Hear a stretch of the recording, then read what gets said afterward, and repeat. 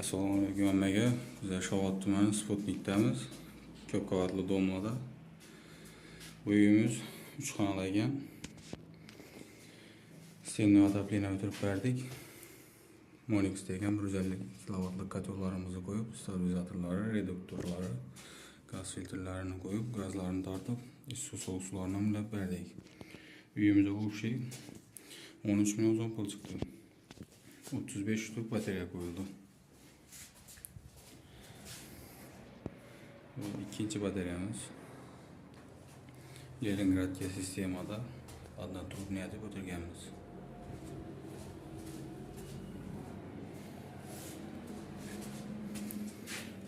Banilarimizni ham qo'yib berdik, nasozlarni, filtrlarni qo'yib.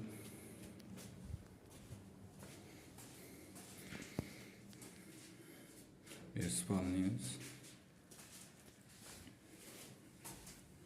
Shunday deb chiroyli deb kezik. İşlep verdik.